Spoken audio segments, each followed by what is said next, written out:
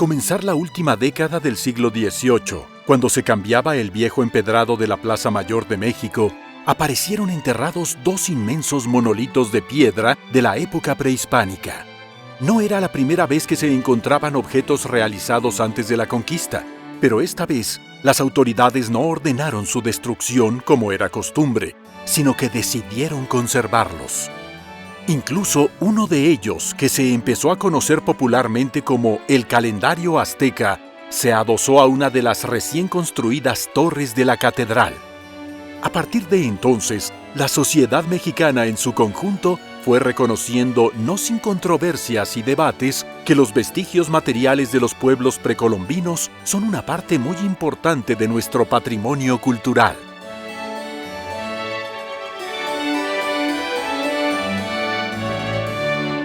Sin embargo, muy pocos sabríamos de las ideas que encierran las obras de arte prehispánicas y los conocimientos que las hicieron posibles sin la existencia de una institución que, paradójicamente, nació como consecuencia de la conquista: el Colegio de la Santa Cruz de Santiago Tlatelolco.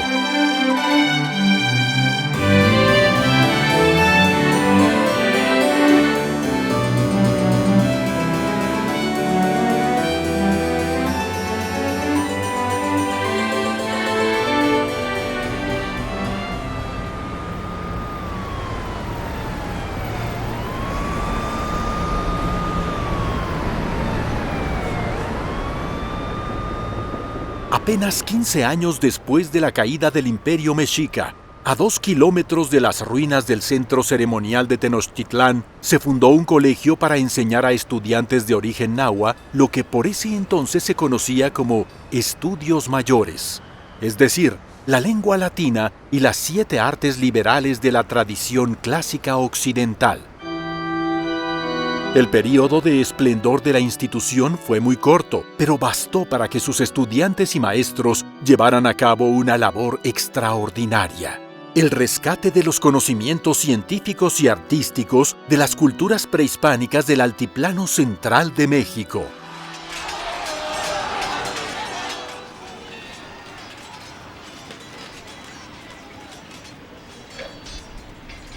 Resulta insólito que al concluir una guerra en la que se calcula que perdieron la vida más de 100,000 personas, una de las primeras acciones de los españoles fuera la de establecer una institución educativa destinada a transmitir a los hijos de los derrotados conocimientos que estaban vedados para prácticamente toda la población de la península ibérica. Pero la fundación del colegio no fue precisamente altruista, sino más bien una consecuencia de la disputa que enfrentaba a los dos proyectos que combatían por el control de la sociedad colonial.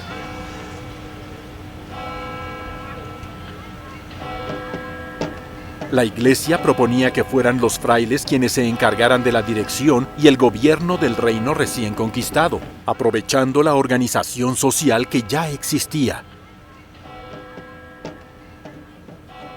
Pero a ese proyecto de colonización se oponían los partidarios del sistema de encomiendas, que se había implantado en las Antillas y consistía en repartir las poblaciones vencidas entre los conquistadores, obligándolas a ofrecerles tributos y mano de obra gratuita a cambio de su propia evangelización.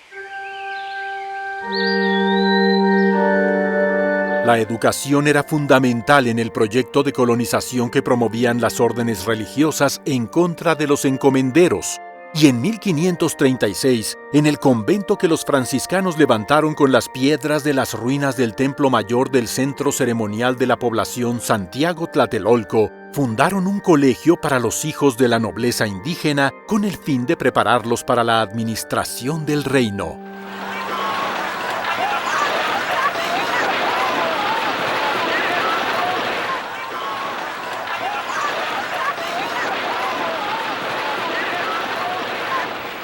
A pesar de que los habitantes actuales de México asocian a Tlatelolco con los acontecimientos más desgarradores que ha sufrido la ciudad, la elección de Tlatelolco para fundar el colegio no fue casualidad.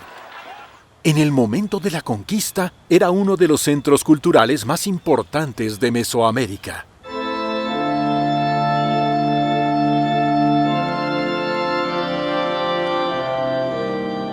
Aunque hay evidencias de un asentamiento anterior, los vestigios arquitectónicos que hoy podemos ver son obra de un grupo nahua que llegó a la Cuenca de México en el siglo XIV de nuestra era, junto con los fundadores de lo que sería la ciudad gemela de Tlatelolco, Tenochtitlán. Pocas imágenes representan también el origen y destino común de los dos grupos mexicas, como esta, que pertenece al Códice García Granados, elaborado en el siglo XVII. En donde las ramas de un gigantesco nopal sostienen por igual a los gobernantes de Tlatelolco y a los de Tenochtitlán. En las crónicas se dice que los dos pueblos llegaron juntos a la Cuenca de México después de una larga peregrinación que duró muchos años, pero no coinciden en determinar cuál de las dos ciudades se fundó primero. La versión más popular, recogida por Fray Juan de Torquemada cuando vivió en el Colegio de Santa Cruz, está asociada a uno de los glifos prehispánicos de Tlatelolco, que puede verse en esta ilustración de Las Ordenanzas del Señor Cuauhtémoc, un documento escrito a principios del siglo XVI. Según la leyenda, unos años después de haberse fundado Tenochtitlán, en el islote donde encontraron un águila sobre un nopal, los futuros tlatelolcas vieron un remolino entre las cañas y hallaron un montoncillo de arena muy dispuesta para edificar en ella. La Cuenca de México era un sistema muy diverso con gran riqueza biológica.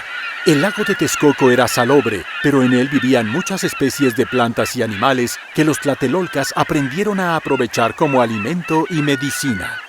Según las crónicas, una vez que los dos grupos mexicas aprendieron a vivir en los islotes del lago de Texcoco, le solicitaron a Tezosomoc, señor de los tepanecas de Azcapotzalco que dominaban el valle, que designara a dos príncipes para que gobernaran sus ciudades. Esta doble coronación, que debió de ocurrir en el último cuarto del siglo XIV, fue ilustrada en el Códice Azcatitlán, pintado probablemente en Tlatelolco a finales del siglo XVI. Para Tenochtitlán, Tezosomoc eligió al príncipe Acamapixtli y para Tlatelolco a su propio hijo, Cuacuaupitzáhuac. En el mismo códice aparece Cuacuaupitzáhuac ordenando la construcción de un edificio que se ha interpretado como el Templo Mayor de Tlatelolco. Los mexicas, como otros pueblos mesoamericanos, construían sus edificaciones religiosas sobre las ya existentes. En Tlatelolco se han identificado 7 etapas constructivas del Templo Mayor que abarcan un período que va de la primera mitad del siglo XIV a los primeros años del siglo XVI. No se encontraron los adoratorios de la etapa que correspondería al templo que construyó Cuacuaupitzáhuac, pero podemos suponer que tendrían muchas coincidencias con los de la etapa 2 del Templo Mayor de Tenochtitlán, que se descubrieron aún con rastros de pintura mural en los últimos años del siglo XX.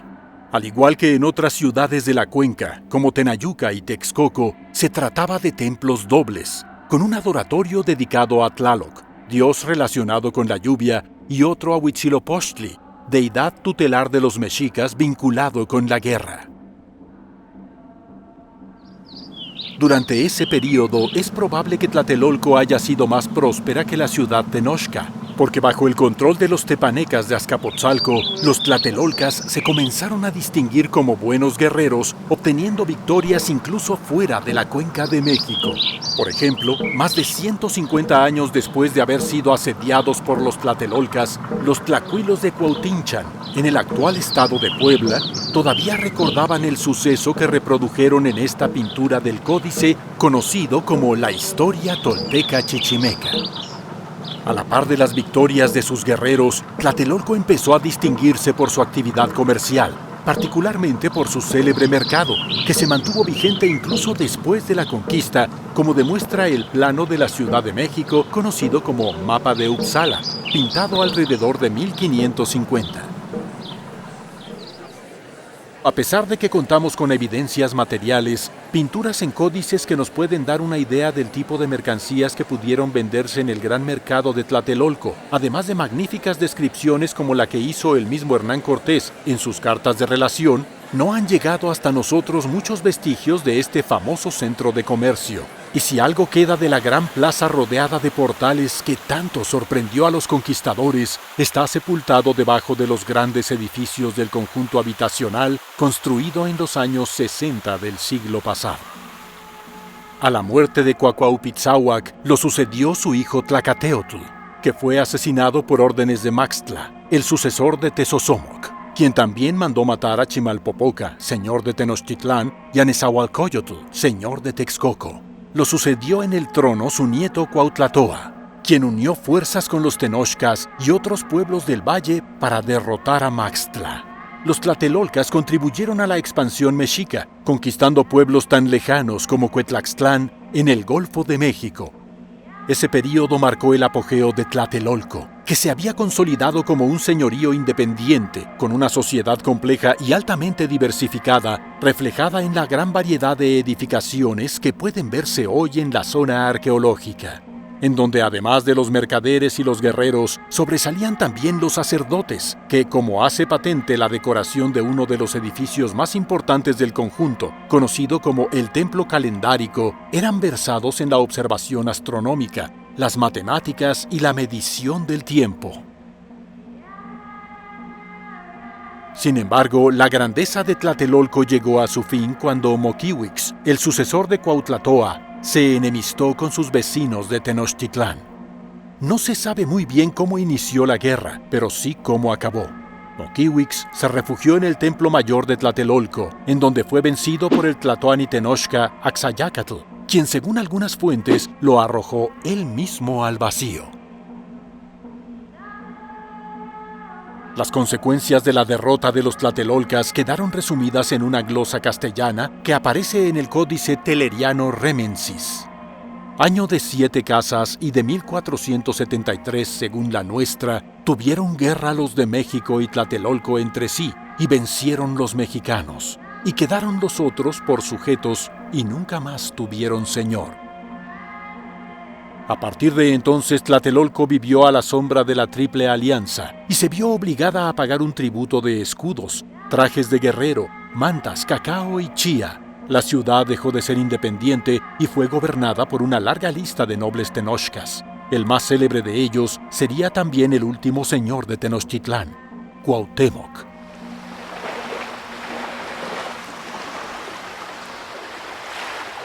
A la muerte de Moctezuma II, su sucesor, Cuitláhuac, logró expulsar a los españoles de Tenochtitlán, pero no pudo vencer a la viruela. Cuauhtémoc fue electo por un consejo de nobles para sucederlo y dirigir a los tenochcas y tlatelolcas frente a los ejércitos de Hernán Cortés.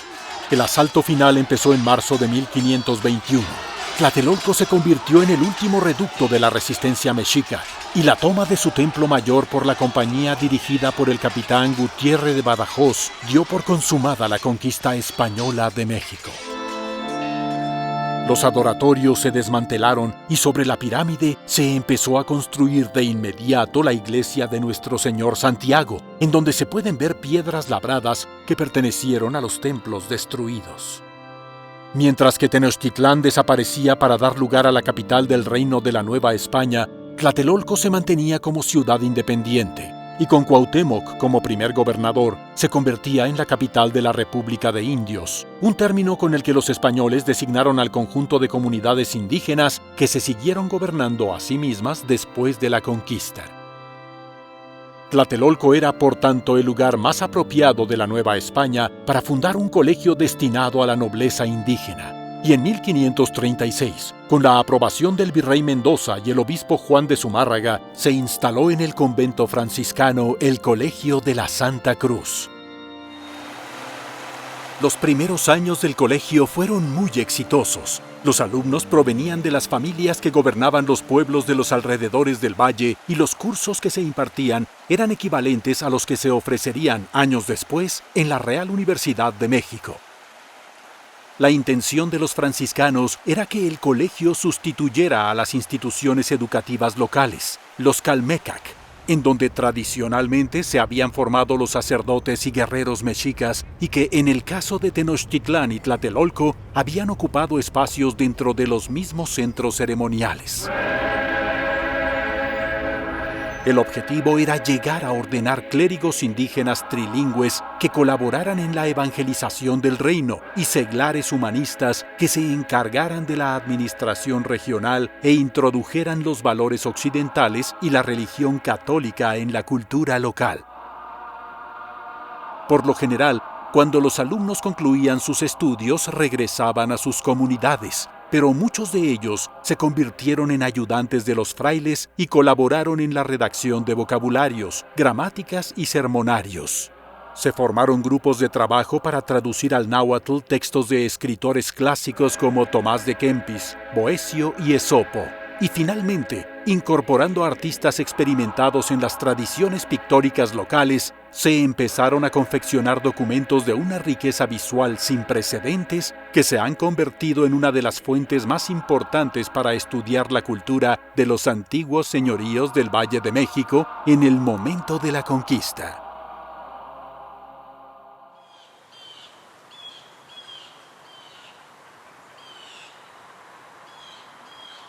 Una de las obras más destacadas es el Libellus de Medicinalibus Indorum Herbis, conocido como Códice de la Cruz Badiano por el nombre de sus autores, los médicos indígenas Martín de la Cruz y Juan Badiano. El códice es un compendio en latín de la medicina herbolaria mexica. Incluye más de 180 dibujos que constituyen un género de ilustración científica en sí mismo, porque combinan la tradición de representación botánica europea con las prácticas pictóricas con las que se habían elaborado los códices del centro de México. El lujoso manuscrito, elaborado alrededor de 1550, no se confeccionó con el único objetivo de preservar el conocimiento tradicional indígena. En la dedicatoria consta que fue redactado a petición de Francisco de Mendoza, el poderoso hijo del primer virrey de la Nueva España, Antonio de Mendoza, quien pretendía obsequiarlo al rey Carlos V como testimonio de la eficacia y pertinencia del proyecto colonizador que había secundado su padre y que en esos años él pretendía dirigir. La obra fue enviada a Europa, pero no se sabe si el monarca la recibió.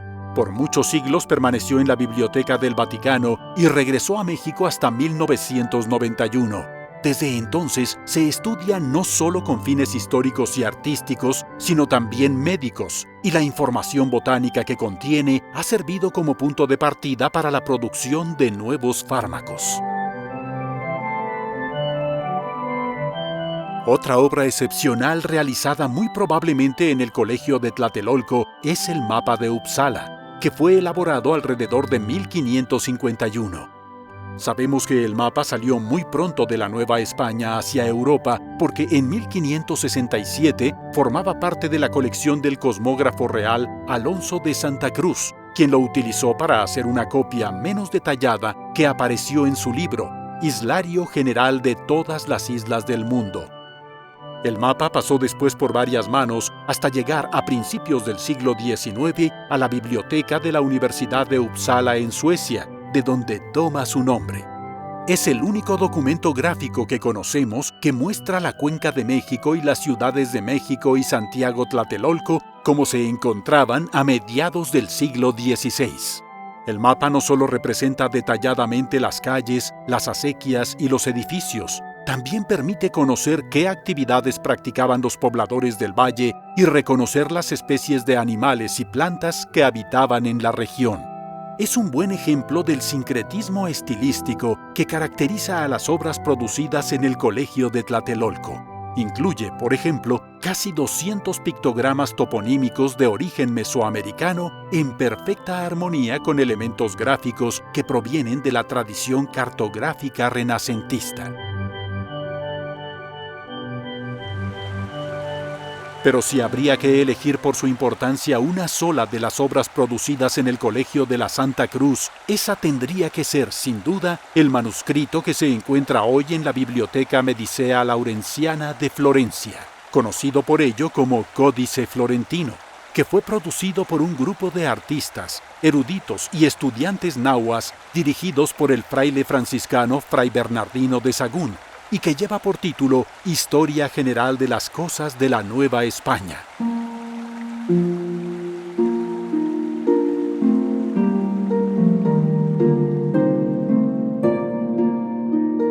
Es el compendio más importante de los saberes de los pueblos del centro de México en el momento de la conquista.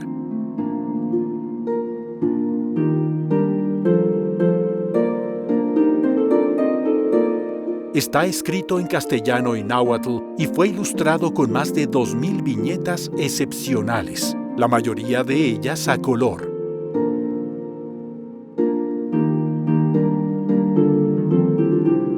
Aunque Sagún concibió su obra como un auxiliar para la evangelización, es claro que sus colaboradores y él mismo pronto se dieron cuenta que sus textos e ilustraciones se convertirían en uno de los pocos testimonios de un mundo que estaba desapareciendo rápidamente, diezmado por las enfermedades y epidemias y engullido por la voraz y desigual sociedad que surgía de la conquista.